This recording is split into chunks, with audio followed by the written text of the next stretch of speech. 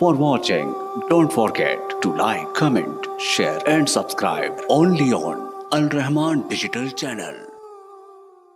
مجھے دعا کے لیے کہنا ہے. ہمارے ایک دوست ہیں, ان کی اہلیہ کا آج آپریٹ ہے, کافی پریشانی کا معاملہ ہے. اللہ تعالیٰ اسے آسانی میں بدل دے. میرا رب مکمل صحت اور عافیت سے سارے مراحل گزارے.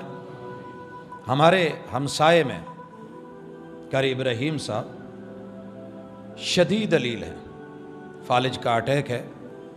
ان کے لیے بھی درد دل سے دعا کرتے ہیں کہ اللہ ان کو صحت واپس لوٹا. جسم میں کمزوریاں آ جاتی ہیں, ایسے معاملے ہو جاتے ہیں, اللہ صحت کاملہ عاجلہ عطا فرمائے. اپنے بھی گھر میں کافی سارے لوگ بیمار ہیں.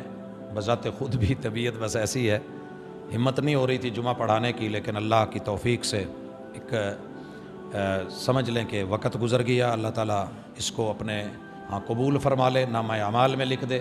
کوئی کمی بیشی اللہ معاف فرما دے. آپ میں سے گھروں میں ہمارا کوئی بھی عزیز جو زندہ ہے, بیمار ہے, اللہ اس کو شفا دے دے. اذھب الباس رب الناس واشف انت شافی لا شفاء الا شفاؤک شفاء اللہ یغادر سقما. میرے بھائیو, اسی طرح فوت شدگان کے لیے بھی دعا کا کہا گیا ہے. اللہ تعالیٰ ان کے بھی آخرت کے مراحل آسان فرمائے. اپنے وطن عزیز کے لیے بالخصوص دعائیں کرتے رہا کریں. یہ پہچان ہے, یہ مٹی ہے. ماں کی گود جیسے چھن جائے تو پھر ادراک ہوتا ہے. وطن جب چھنتا ہے اور بندہ جلا وطن ہوتا ہے اور باہر کی خاک اور دھول وہ چھانتا ہے تو ادراک پھر ہوتا ہے کہ یہ کتنا قیمتی ہے.